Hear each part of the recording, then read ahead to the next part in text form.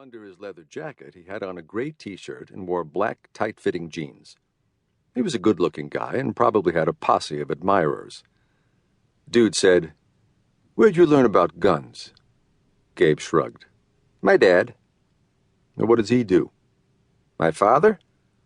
At this, Gabe broke into a slow grin. Actually, he's a pimp." The expected pause.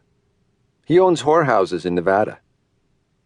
The dude stared at him with newfound respect. "Cool." "It sounds a lot cooler than it is," Gabe said. "My dad's a nasty guy, a real mean motherfucker. He also owns about a zillion guns and knows how to use every single one of them. I get along with him because I don't cross him. Plus, we don't live together anymore." "You live with your mom?" "Nah, she's in India somewhere. She took off with her lover and dumped me into the care of complete strangers." "Are you shitting me?" "I wish I was shitting you," Gabe laughed. "Last year was a total nightmare." He rubbed his hands together. "But it worked out okay. I like where I am. My foster dad is a police lieutenant.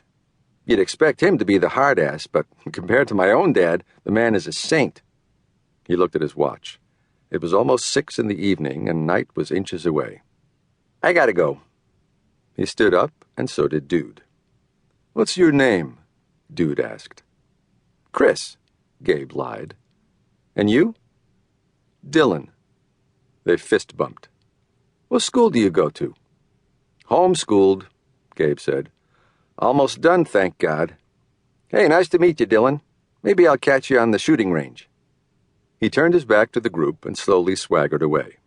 It took all his energy not to glance back. Once he was out the door, he ran like hell.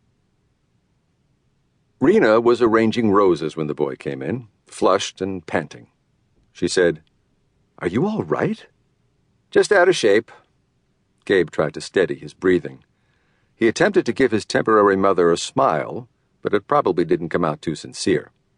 He could tell that Rina was scrutinizing him, her blue eyes concentrated on his face.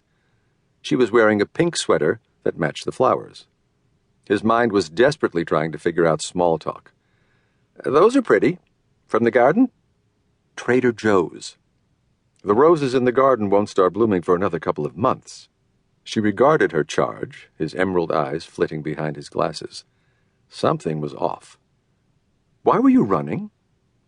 "Trying to be healthy," Gabe told her. "I really need to do something about improving my stamina." "I'd say anyone who can practice for 6 hours a day has a great deal of stamina." "Tell that to my beating heart." "Sit down. I'll get you something to drink." "I can do it."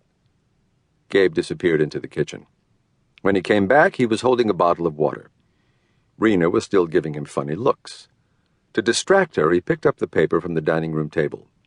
The front page showed a picture of a boy, the caption stating that 15-year-old Gregory Hess had committed suicide by a single gunshot to the head.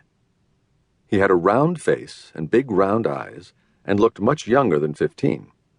Gabe started reading the article in earnest. "Sad, isn't it?" Rina was looking over his shoulder.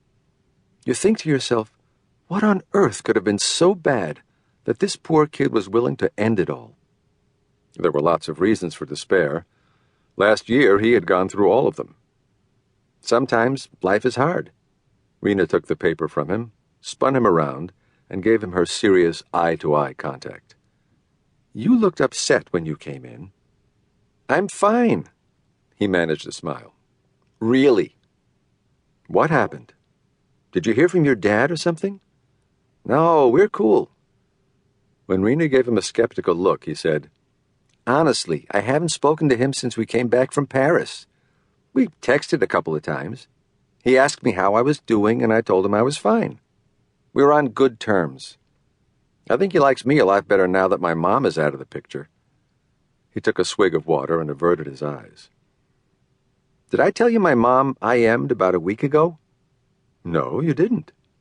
"Must have slipped my mind." "Uh-huh." "Really, it was no big deal.